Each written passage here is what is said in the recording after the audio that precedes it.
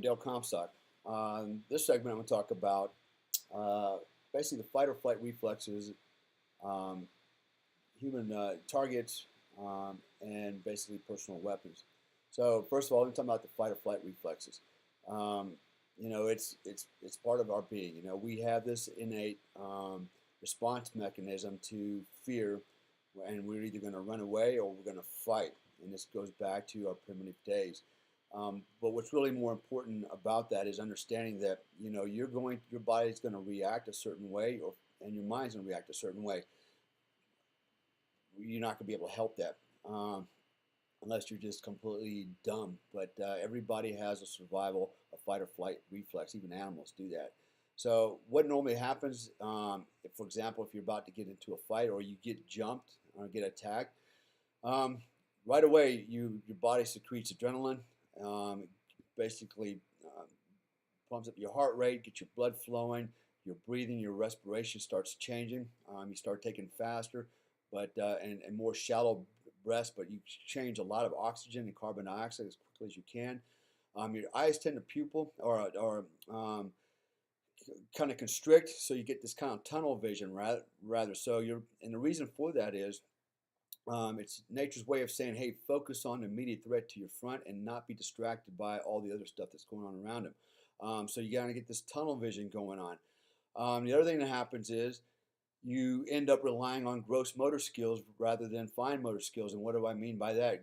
Your gross motors, your large motor muscle groups are things like your thighs, your buttocks, your back, your shoulders, chest. Those are large muscle groups. You really don't have a need for fine muscle motor skills, like for example, how to pull a trigger. That's not natural for us. It's something we've acquired over time. And if you go take us back to our primitive days, we never had to be able to pull a trigger very finely. So our body says, you know what, we're going to get rid of all the stuff that we don't need to do in a fight, and we're just going to focus on the systems that we need to get through the fight, which is gross motor skills. Now, over time, as you train, for example, in marksmanship training, you train under stress so that you can maintain that fine dexterity and those fine motor skills in combat, so that now you become, not only can you rely on gross motor skills, but you also can rely on fine motor skills to get you to where you want to be. And that also means hand and eye coordination. Okay.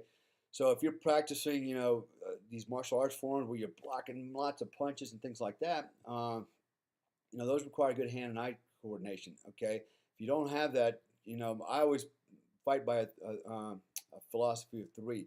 I tell my kids the same thing. If somebody hits you, you hit them back 3 times. Why? Because they might block the first one, they might kind of deflect the second one, but the third one will get through every time. So I always fight in combinations of three, whether it's 3 punches or a punch and a kick combination or whatever.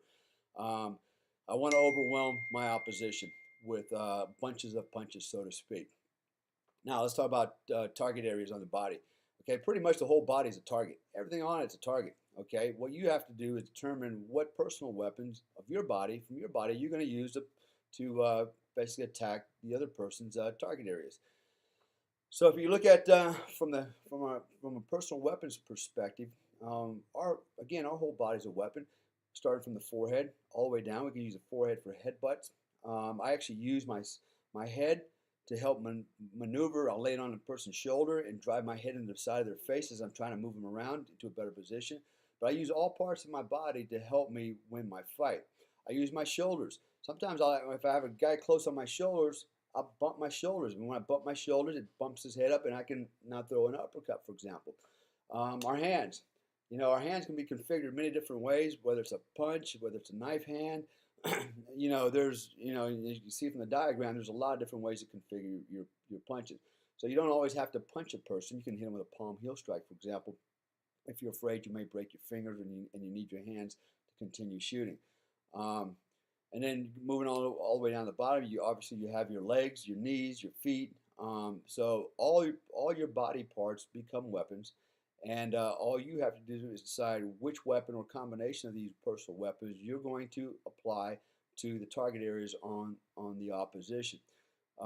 There are vital points, and then there are nerve points, okay, in the target areas. A vital point is, for example, if I hit you in the crook of the elbow and I snap your arm. Okay, that's pretty vital.